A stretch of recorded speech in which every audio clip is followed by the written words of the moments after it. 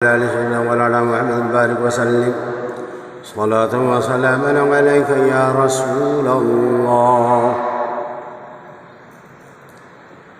الله أكبر الله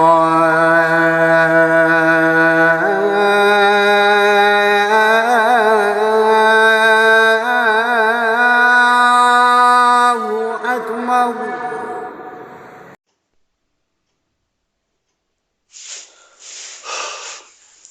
اعوذ باللہ من الشیطان الرجیم. بسم اللہ الرحمن الرحیم. لا الہ الا اللہ محمد رسول اللہ صلی اللہ علیہ یا رسول اللہ صلی اللہ تعالی علیہ وسلم. نور من نور اللہ. الحمدللہ رب العالمین الرحمن الرحیم مالک یوم الدین. ایاک نعبد و ایاک نستعین. اهدنا الصراط المستقیم صراط الذین انعمت علیہم غیر المغضوب علیہم ولا الضالین. آمین. قل هو الله احد الله الصمد لم يلد ولم يولد ولم يكن له كفوا احد. قل هو الله احد الله الصمد لم يلد ولم يولد ولم يكن له كفوا احد. قل هو الله احد الله الصمد لم يلد ولم يولد ولم يكن له كفوا احد. الصلاة والسلام علیکہ یا رسول اللہ وعلی آلہ وصحبہ یا حبیب اللہ صلی اللہ علیہ وسلم. مسلمانوں کو عظیم فتح کی خوشخبری. قرآن و حدیث کی روشنی میں جب حضور پاک صلی اللہ علیہ وسلم اور مشرکین کے درمیان میں حدیبیہ کی صلح اور معاہدے پر دستخط ہو گئے تو آپ نے صحابہ کرام کو قربانی کرنے اور سر منڈوانے کا حکم دیا. آپ صلی اللہ علیہ وسلم کا یہ حکم صحابہ پر بہت شاق گزرا. بالآخر حضرت ام سلمہ رضی اللہ تعالیٰ عنہ نے حالات کو سمجھتے ہوئے آپ صلی اللہ علیہ وسلم کو مشورہ دیا اور کہا آپ ہی سر منڈوا لیجئے. تو آپ صلی اللہ علیہ وسلم نے اس مشورے پر عمل کرتے ہوئے سر منڈوا لیا. یہ دیکھ کر صحابہ کرام رضی اللہ تعالیٰ عنہ نے بھی اس پر عمل کیا. 3 روز حدیبیہ کے قیام کے صحابہ کے ساتھ واپسی کے وقت حضور پاک صلی اللہ علیہ وسلم پر سورہ فتح کی آیت نازل ہوئی. ہم نے آپ صلی اللہ علیہ وسلم کو ایک کھلی فتح عطا فرمائی ہے. حضرت عمر رضی اللہ تعالیٰ عنہ جو اس معاہدے کی شرطوں پر اپنے لیے بے عزتی کا سبب سمجھ رہے تھے، ان آیتوں کے نازل ہونے کے بعد پوری طرح مطمئن ہو گئے. اس معاہدے کی وجہ سے کفار مکہ کاروبار کے لیے مدینہ آتے جاتے تو وہ مسلمانوں کی اخلاق، نیکی، اخلاص و مہمان نوازی سے بہت متاثر ہوتے. اس حسن سلوک کی وجہ سے حضرت خالد بن ولید اور عمرو بن عاص کے ساتھ بے شمار لوگوں نے صلح حدیبیہ اور فتح مکہ کے دوران اسلام قبول کر لیا. الغرض اس معاہدے سے اسلام کی آگے بڑھنے میں زبردست کامیابی حاصل ہوئی. اللہ کی قدرت.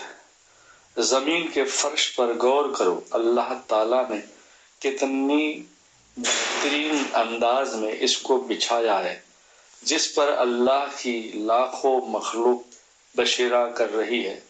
پھر اللہ کی عجیب حکمت ہے، اس زمینی فرش کے ایک حصے کو دوسرے حصے سے تھوڑا اونچا رکھا تاکہ پانی ایک طرف سے بہہ کر دوسری طرف جا سکے اور اس طرح مخلوقات کو فائدہ اٹھانے کا موقع مل سکے. اور آخرت میں وہ پانی سمندر میں جا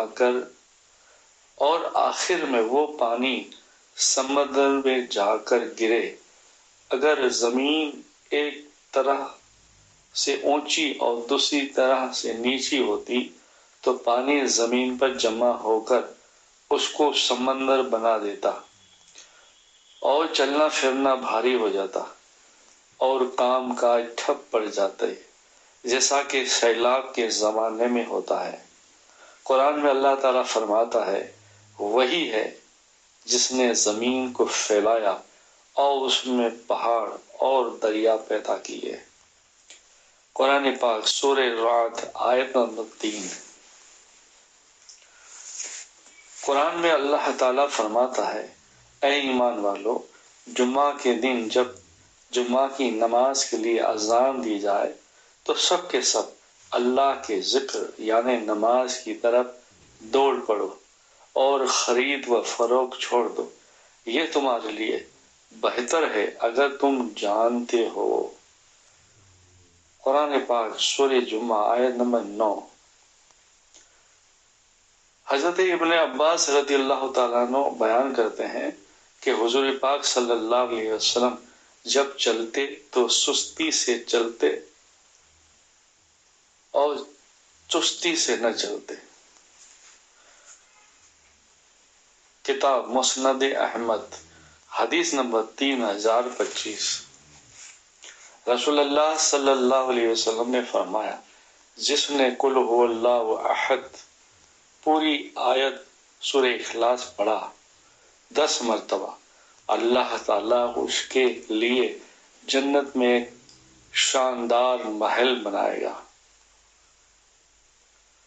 کتاب مسند احمد حدیث نمبر 1,05,183 روایت ان معاذ بن انس رضی اللہ تعالیٰ عنہ۔ رسول اللہ صلی اللہ علیہ وسلم نے فرمایا جس نے ناحق اپنے ماتحت کو مارا تو اس کی وجہ سے قیامت کے دن قید کیا جائے گا۔ کتاب ترغیب و ترہیب حدیث نمبر 3263 روایت ان عمر بن یاسر رضی اللہ تعالیٰ عنہ۔ رسول اللہ صلی اللہ علیہ وسلم نے فرمایا مجھے تم پر سب سے زیادہ خوف اس بات کا ہے کہ کہیں اللہ تعالیٰ تم پر زمین کی برکتوں کو ظاہر نہ کر دے۔ پوچھا گیا کہ زمین کی برکتیں سے مراد کیا ہے؟ رسول اللہ صلی اللہ علیہ وسلم نے فرمایا دنیا کی رنگینی، اس کی خوبصورتی اور زینت و زینت۔ کتاب بخاری شریف حدیث نمبر 6427 روایت ان ابی سید خدری رضی اللہ تعالیٰ عنہ۔ قرآن میں اللہ تعالیٰ فرماتا ہے جو شخص اللہ اور اس کے رسول کے حکموں پر چلے گا تو اللہ تعالیٰ اس کو ایسے باغوں میں داخل کرے گا جن کے نیچے نہریں بہتی ہوگی، وہ ہمیشہ ان باغوں میں رہیں گے اور یہی بہت بڑی کامیابی ہے۔ قرآن پاک سورہ نساء آیت نمبر 13۔ حضرت خالد بن ولید نے عرض کیا اے اللہ کے رسول صلی اللہ علیہ وسلم مجھے ایک مکار جن پریشان کرتا ہے، تو آپ صلی اللہ علیہ وسلم نے فرمایا یہ کلمات کہا کرو اعوذ بکلمات اللہ التامات من شر لامی لا یعوذہ ہننا سے یا رحمان تک۔ چنانچہ وہ صحابی اکرام نے یہ عمل یعنی حضرت خالد بن ولید نے یہ عمل شروع کیا تو اللہ تعالیٰ نے اس شیطان اس جن سے پریشانی سے ختم کر دیا۔ کتاب کنز الامہ قرآن میں اللہ تعالیٰ فرماتا ہے اے ایمان والو اللہ کی نشانیوں کی بے حرمتی نہ کرو اور نہ حرمت والے مہینے کی اور نہ حرم میں قربان ہونے والے جانور کی اور نہ ان جانوروں کی جن کے گلے میں قلادہ یعنی قربانی کی علامت کی پٹی پڑی ہو، اور ان لوگوں کی بھی بے ادبی نہ کرنا جو اللہ کا فضل اور اس کی رضامندی طلب کرنے میں بیت اللہ جا رہے ہو۔ قرآن پاک سورہ مائدہ آیت نمبر 2۔ اللهم صل علی محمد وعلی آل محمد وبارک وسلم.